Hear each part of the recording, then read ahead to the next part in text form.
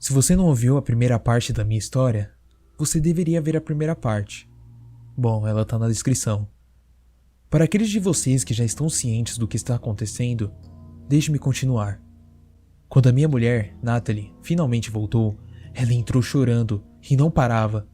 Ela continuou dizendo: Você não merece isso. Nós não merecemos isso. Não era para você ter sido sobreposto. Eu te amo, eu me preocupo com você. Sua família, você não deveria ter sobreposto. Nesse ponto, eu estava realmente confuso. Eu a confortei, a abracei, até que ela parou de chorar. Então, quando ela finalmente se acalmou, eu perguntei: Amor, você está falando coisas sem sentido. Quem é ela que você está se referindo como a entidade? Ela me disse que não tem um nome para isso, e ela realmente nunca viu. Somente outros ao seu redor às vezes podiam vê-la, mas ela sempre foi descrita como alguém que se parece com ela.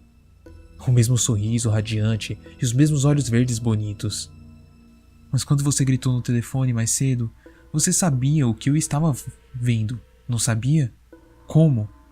Ela olhou para mim e começou a chorar novamente. Eu só escondi de você porque eu não queria te assustar, ela disse. Está tudo bem, me conte tudo. Eu respondi puxando-a para perto. Então, ela me contou a história da última pessoa que sobrepôs, ou seja, viu ela e a entidade ao mesmo tempo. Quando Natalie estava no colégio, sua família, seus pais e 2 irmãos, estavam acostumados a ver isto. Chamo de isto, na falta de uma palavra melhor. Ela sempre foi descrita como uma menina sorridente, que normalmente estaria apenas bebendo água. Esta ocorrência só parecia acontecer em sua casa, nunca na escola ou fora. Seus pais, sabendo da situação, nunca permitiram que ela trouxesse amigos, por medo de que eles surtassem com o que veriam. Mas um dia, por conta da sua insistência, e argumentando que ver isso nunca causou qualquer dano, seus pais deixaram-na trazer um amigo. Natalie e seu amigo Chris estavam fazendo o trabalho de casa, quando Natalie decidiu ir até a cozinha pegar alguns salgadinhos. Quando ela estava voltando, ela ouviu Chris dizendo: Muito engraçado, mas você está me assustando com esse sorriso. Natalie parou no caminho, mas já era tarde demais. A porta do seu quarto estava aberta, e ela estava na linha direta de visão de Chris no corredor. Ele se virou para olhar para ela, com o rosto completamente pálido, enquanto Natalie ouviu o vidro quebrando. Ela estava completamente em choque. Chris estava olhando para ela simultaneamente, olhando com os olhos arregalados no canto da sala. Ouviu dizer: Mas que? Natalie correu para o seu quarto, mas a porta de repente bateu. Ela começou a bater na porta. Chris, não olhe para ela, apenas não olhe! Ela gritou do outro lado da porta. Então silêncio. A porta se abriu. 5 minutos depois e ela encontrou inconsciente. Depois de levá-lo ao hospital, eles descobriram que Chris tinha ficado cego. Os médicos não conseguiam explicar, e quando pediram para Chris escrever a última coisa que ele viu, ele lutou para soltar as palavras. Aquele sorriso, aqueles olhos muito negros. E sua cabeça, oh Deus, sua cabeça estava inclinada a 90 graus. Eu nunca pensei que um rosto tão bonito poderia ser tão torcido. Ela acredita que o único motivo de eu ainda conseguir enxergar é o porquê a sobreposição aconteceu pelo telefone. Então, eu não fui capaz de sentir o efeito completo.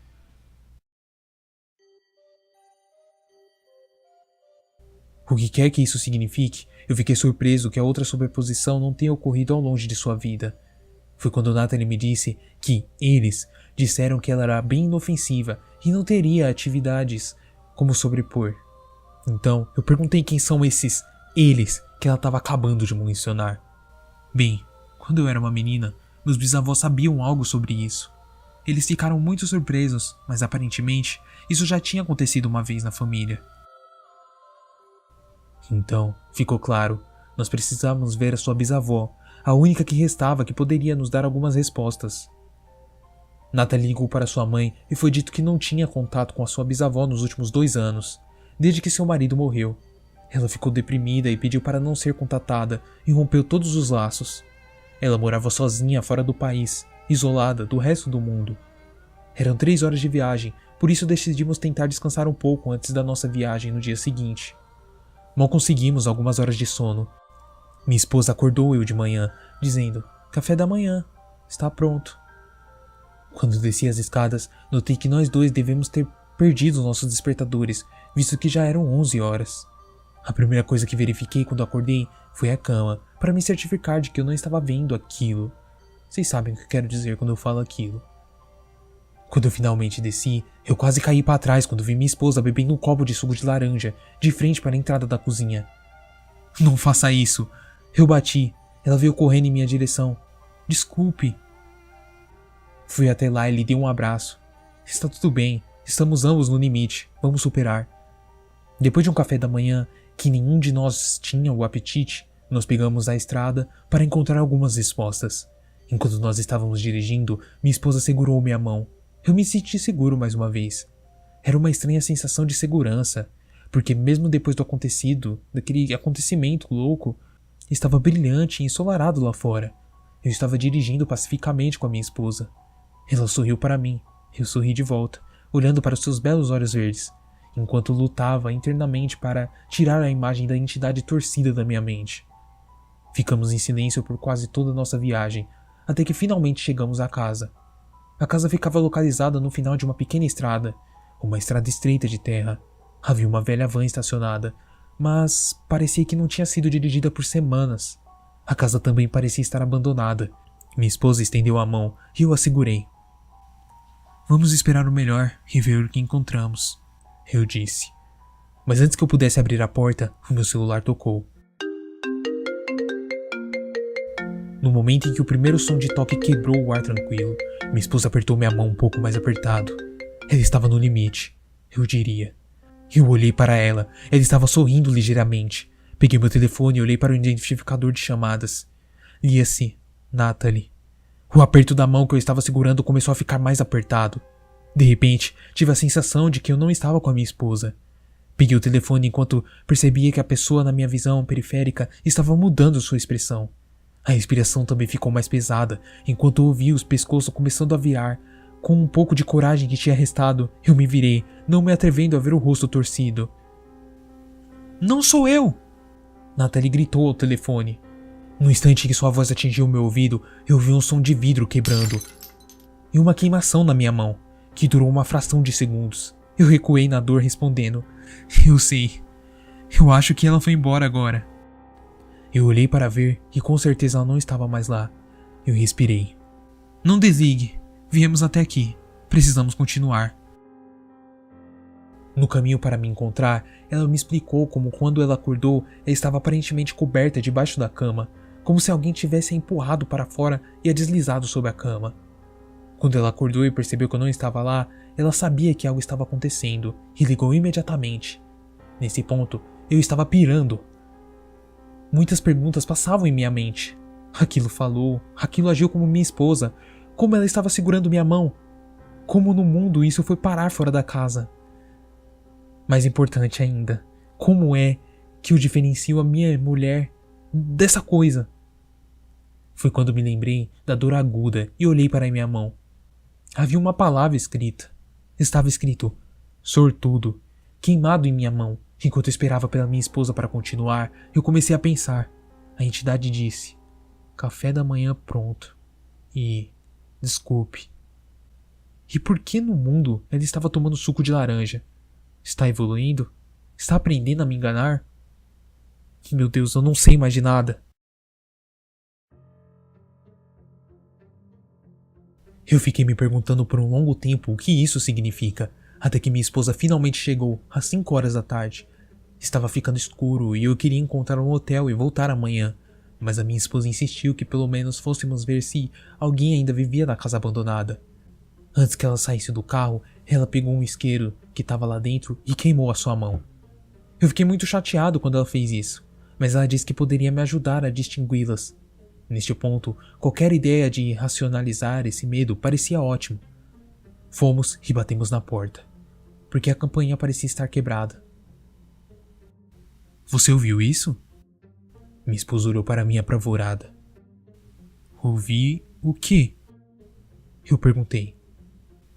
Um grito. Parece que alguém está com dor. Meu instinto foi de voltar para fora. Eu realmente desejei que eu tivesse voltado. Mas antes que eu pudesse fazer qualquer coisa, minha esposa estava abrindo a porta e levando-me para dentro.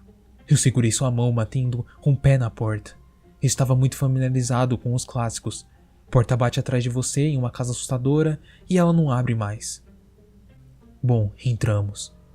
Dentro, tudo estava empoeirado e cheio de teias. Tudo também estava irritantemente escuro.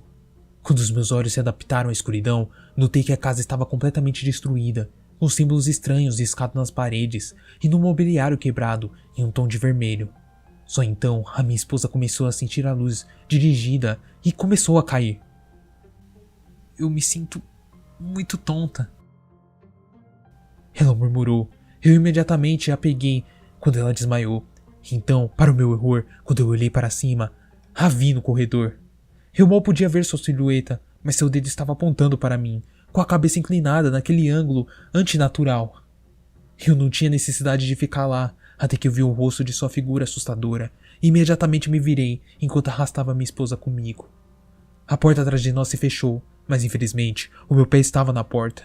Eu gemia com a dor do impacto e me lancei em direção à porta mal aberta e caí fora com a minha esposa. Eu olhei para trás desejando que ela tivesse ido embora, mas ela ainda estava caminhando em nossa direção, muito lentamente. Os próximos momentos são uma espécie de nebulosa, porque eu estava cheio de adrenalina. De alguma maneira, eu consegui jogar minha esposa no carro e entrar. Quando olhei no meu espelho retrovisor, eu a vi.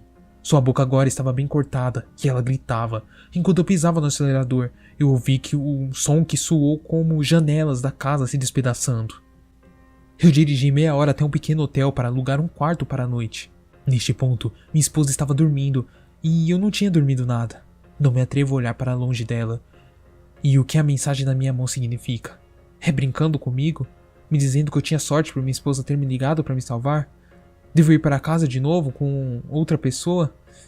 Bom, eu gravei essa atualização aqui para vocês.